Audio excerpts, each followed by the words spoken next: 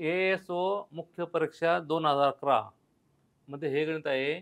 A, B, C, D आणि E हे 5 क्रमाने येणारे विषम अंक आहेत. तर त्यांची सरासरी काय येईल? ह्या 5 संख्या आहेत. आता आपल्याला माहिती आहे, की पहिली संख्या आपण x मानली. पहा, पहिली विषम संख्या बरोबर x मानू. म्हणून दुसरी विषम संख्या बरोबर x अधिक 2.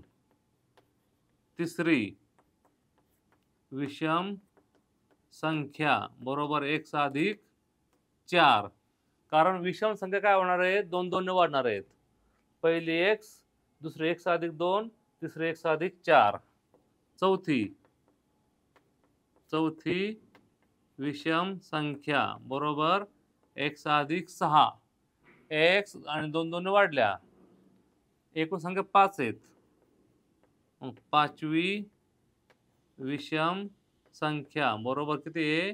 x अधिक 8 आहेत. आणि त्या संख्या कोणत्या आहेत? A, B, C, D आहेत. मग ही आपण काय केली? A मानली, ही B मान दिले, ही C आहे, ही D आहे आणि ही E आहे. त्यांनी विचार आपल्याला सरासरी काय असेल? आपल्याला माहिती आहे ना, सरासरी म्हणजे काय असतं? सर्वांची बेरीज भागिले एकूण संख्या किती येते. मग आपण सरासरी काढायची यांची. सरासरी बरोबर किती होणार बघा? सरासरी x अधिक x अधिक 2 अधिक x अधिक 4 अधिक x अधिक 6 अधिक x अधिक 8 भागिले एकूण किती संख्या आहेत? 5 आहेत. एकूण संख्या 5 आहेत. पहा, 1 2 3 4 5 बघा, x 1 2 3 4 5 5 वेळा x हे 5x अधिक 2 4 6 6 6 12 12 8 20 भागिले 5. आता 5 ने भागला आपण. 5 ने याला भागलं, उत्तर काय होणार बघा बरे? 5 कंसात काढला x अधिक 4 भागिले 5. 5 5 गेले, उत्तर काय आलं?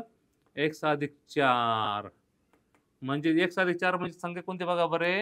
C. C ही संख्या आहे. कोणती आहे? C. म्हणजे उत्तर काय आलं?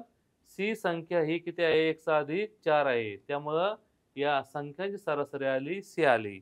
आता हे आपल्याला माहिती आहे, की ज्या वेळेस संख्या अशा क्रमाने दिल्या असतात ना, त्यातली मधली संख्या ही सरासरी असते. पण असं शॉर्टकटमध्ये ध्यान ठेवण्यापेक्षा शास्त्रशुद्ध पद्धतीने ध्यान ठेवायचं असतं. मग ते कायमस्वरूपी उपयोगी पडतं.